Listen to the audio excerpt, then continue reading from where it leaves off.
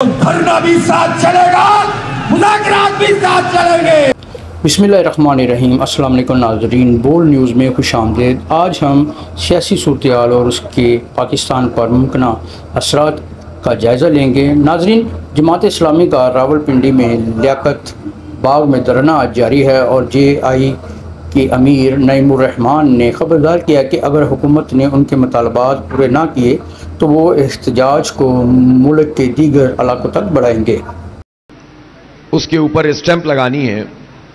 جب اس طرح کی سچویشن پیدا ہو جائے تو ظاہر سی بات ہے کہ پھر اس کے علاوہ کوئی راستہ نہیں ہے کہ پرامن سیاسی مزاحمت کی جائے، احتجاج کیا جائے، اور یہ احتجاج اور یہ مزاحمت بھی آئین اور قانون کے مطابق ہے۔ اور پاکستان کا آئین ہمیں اس بات کی اجازت دیتا ہے کہ ہم اپنی آواز بلند کرنے کے لیے دھرنا بھی کر سکتے ہیں، جلسہ بھی کر سکتے ہیں، احتجاج بھی کر سکتے ہیں۔ پھر بات یہ ہے کہ معاملہ صرف یہ بھی نہیں ہے کہ اس میں کوئی جماعت اسلامی کا یا جماعت اسلامی کے لوگوں کا کوئی پرابلم ہے۔ یہ تو پاکستان کے 25 کروڑ لوگوں کا مسئلہ ہے۔ یہ تو بجلی کے بل بم بن کر جو گر رہے ہیں، ہر گھر کا مسئلہ ہے۔ غریبوں کا تو جینا انہوں نے دوبھر کر دیا ہے۔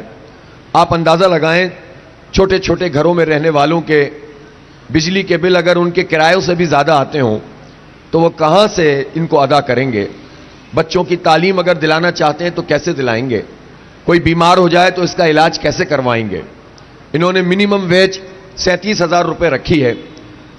شہباز شریف صاحب کبھی قوم کو بتائیں تو صحیح، ایک سب سے غریب آدمی جس کے پاس چھوٹا سا کوئی مکان ہو جس میں بمشکل وہ رہ پاتا ہو، اس کا ایک بجٹ بنا کے وہ دکھا دیں کہ وہ 37,000 میں کیسے گزارا کرے گا، وہ کیسے بجلی کی قیمت ادا کرے، کیسے گیس کی قیمت ادا کرے۔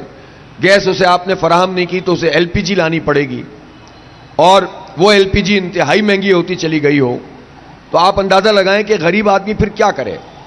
یا تو وہ چوری کرے، ڈاکہ ڈالے، یا وہ منشیات کا عادی بن کر اپنے آپ کو اس دنیا سے الگ تھلگ کرنے کی کوشش کرے یا خودکشی کرے۔ اور کیا راستہ ہے؟ لیکن ایک راستہ ملک کے ان سارے غریبوں کے پاس موجود ہے، اور وہ یہ ہے کہ وہ اس زبردست قسم کی سیاسی مزاحمت میں اپنا کردار ادا کریں جو اس وقت الحمدللہ جماعت اسلامی یہ کام کر رہی ہے۔ جی آئی کے رہنما لیاقت بلوچ نے اعلان کیا ہے کہ حکومت بجلی اور ٹیکسوں میں اضافے کے مسائل کے حل کے لیے ایک تکنیکی کمیٹی تشکیل دے گی۔ حافظ نعیم الرحمان کی قیادت میں جماعت اسلامی کے دھرنے نے بجلی کے مہنگے بلوں اور آئی پی پیز کے جی آئی کا احتجاج حکومت پر دباؤ ڈالنے کے لیے ایک اہم قدم ثابت ہو رہا ہے، اور یہ دھرنا ملک کے مختلف طبقوں کو متحد کر رہا ہے۔ حافظ نعیم الرحمان کی تقریر نے پیپلز پارٹی اور مسلم لیگ نون پر آئی پی پیز کے قیام اور انہیں فروغ دینے کا الزام لگایا ہے، جس سے بجلی کے نرخوں میں اضافہ ہوا۔ حکومت کی جانب سے مذاکرات کے باوجود جے آئی اپنے مطالبات کی منظوری تک دھرنا جاری رکھنے پر مصر ہے۔ اس احتجاج کا نتیجہ حکومت کی پالیسیوں پر گہرا اثر ڈال سکتا ہے اور مستقبل میں عوامی تحریکوں کی راہ ہموار کر سکتا ہے۔ ہفتے کی رات کو حکومت کے ایک وفد نے وزیر اطلاعات تو نشریات عطا تارڑ کی قیادت میں جے آئی کے مظاہرین سے بات چیت کی۔ مذاکرات کے پہلے دور میں مثبت پیش رفت ہوئی۔ 35 کارکنان کی فہرست انہوں نے دی ہے جو ابھی تک گرفتار ہیں جنوبی پنجاب کے اضلاع میں۔ حکومت نے فی الفور ان کی رہائی کا اعلان کیا ہے اور انہیں کہا ہے کہ کوئی سیاسی ورکر جو ہے وہ ان کا گرفتار نہیں ہوگا۔ اس حوالے سے وہ ان کی رہائی کے تمام احکامات جاری کر دیے گئے ہیں۔ بڑے اچھے ماحول میں، بڑے خوشگوار ماحول میں بات ہوئی۔ دیکھیے، وزیر اعظم پاکستان کا ویژن یہ ہے کہ ملک کو ہم نے ڈیفالٹ سے بچایا تھا، اور ہمارا ویژن ہے پاکستان کو چلنے دو۔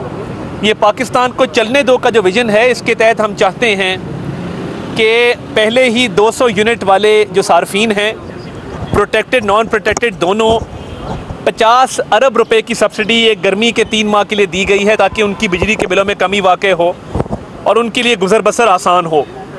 اور دیکھیے، ملک کو ڈیفالٹ سے بچانا بڑی جان جوکھوں کا کام تھا۔ 2018 میں ہم تو مہنگائی 4% پہ چھوڑ کے گئے تھے، مگر جن حالات میں یہ ملک کی باغ دوڑ ہمیں ملی، یہ آسان کام نہیں تھا۔ ملک کو ڈیفالٹ سے بچایا ہے، آئی ایم ایف کا معاہدہ طے پا گیا ہے۔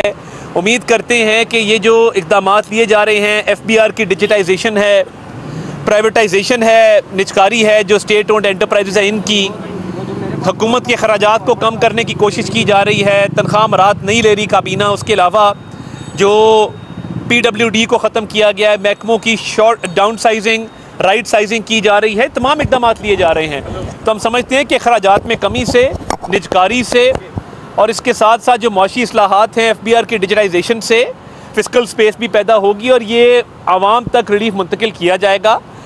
جو جماعت اسلامی کے وفد نے باتیں کی، ہم سہمت ہیں ان باتوں سے، ہم چاہتے ہیں کہ عوام کے ریلیف کے لیے کام کیا جائے اور دن رات کام ہو رہا ہے، اور ان حالات کو بہتر کرنے میں حکومت جو ہے وہ ہر ممکنہ جو ہے وہ اقدامات وہ اٹھائے گی، اور ویژن ہمارا یہی ہے کہ GI کے رہنما لیاقت بلوچ نے میڈیا سے بات کرتے ہوئے کہا کہ ان کے مطالبات حکومت کو واضح طور پر بیان کیے جا چکے ہیں۔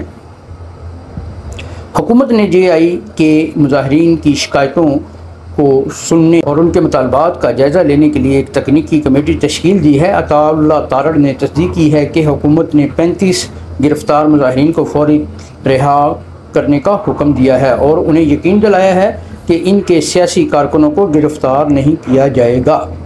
تک ہم نے ان کو دعوت دی کہ ہم تو یہاں دھرنے میں موجود ہیں، آپ یہاں تشریف لے آئیں، تو رات وزراء کی یہ کمیٹی دھرنے میں تشریف لائے تھے۔ امیر جماعت اسلامی پاکستان حافظ نعیم الرحمان صاحب کو مذاکرات کی دعوت دی، انہوں نے ان کی اس پیشکش کو قبول کیا، اور پھر آج جماعت اسلامی کی بھی ایک کمیٹی بنا دی گئی، اور اس کمیٹی کا پہلا جو ایک دور ہوا ہے ہمارے مذاکرات کا، وہ اچھے ماحول میں ہوا ہے۔ ہم نے ویوز ایکسچینج کیے ہیں اور اپنا جو ایجنڈا ہے ان کے سامنے بالکل واضح کر دیا ہے، اور ان پر یہ بات بھی وضاحت کے ساتھ پیش کر دی گئی ہے کہ یہ دھرنا ہمارا کوئی ذاتی پارٹی ایجنڈا نہیں ہے، یہ عوام کے مسائل ہیں، یہ قوم کی تقویت کے لیے ہیں، پاکستان کو استحکام دینے کے لیے ہیں۔ اسی لیے ہم نے ان سے کہا کہ بجلی کے بل جو ہیں اب ادا کرنا عوام کے لیے ناممکن ہو گیا ہے۔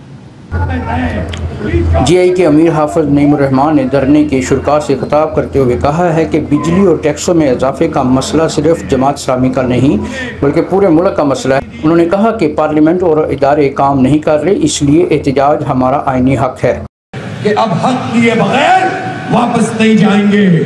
میں حکمرانوں سے، ان کے وزیروں سے، ان کے مشیروں سے، پرائم منسٹر صاحب سے یہ کہنا چاہتا ہوں کہ آپ اس خوش فہمی میں نہ رہیں کہ ہمیں مذاکرات میں انگیج کر کے ہم سے کہیں گے کہ آئیں بھائی اچھے بچوں کی طرح ہم سے بات چیت کریں، دھرنا مؤخر کر دیں اور ہم پھر کمیٹی بنا دیں۔ یہ کمیٹی بات کرتی رہے، 4 باتیں مانے، 5 باتیں نہ مانے، اور اس کے بعد پھر کہیں کہ اچھا ایک اور کمیٹی بنا کر ہم دیکھ لیتے ہیں، اور پھر ہم دوبارہ کہیں کہ دھرنے کے لیے آئیں گے۔ تو اس خوش فہمی میں شہباز شریف صاحب آپ نہ رہیے۔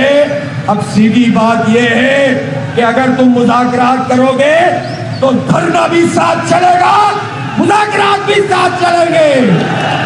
حکومت کے لیے ضروری ہے کہ وہ عوام کے مطالبات کو سنجیدگی سے لے اور تکنیکی کمیٹی کے ذریعے فوری طور پر مؤثر حل فراہم کرے۔ اگر حکومت GI کے مطالبات کو پورا کرنے میں ناکام رہی تو یہ ملک میں مزید بے چینی اور احتجاج کو بڑھا سکتا ہے۔ PTI نے 5 اگست کو ملک گیر احتجاج کا اعلان کیا ہے جو حکومت کے لیے مزید دباؤ کا سبب بن سکتا ہے۔ دوسری طرف اس جماعت اسلامی کے احتجاج کی کامیابی ان کی مقبولیت میں اضافہ کر سکتی اور انہیں سیاسی طاقت فراہم کر سکتی ہے۔ ناظرین، اگر حکومت اور اپوزیشن تعمیری مذاکرات اور اصلاحات کے ذریعے مسائل کا حل تلاش کرتے ہیں تو یہ ملک میں استحکام اور خوشحالی کی راہ کو ہموار کر سکتا ہے۔ تاہم اگر مسائل حل نہ ہوئے تو معاشی جمود، بے چینی اور عوامی اعتماد میں کمی کا سامنا کرنا پڑ سکتا ہے۔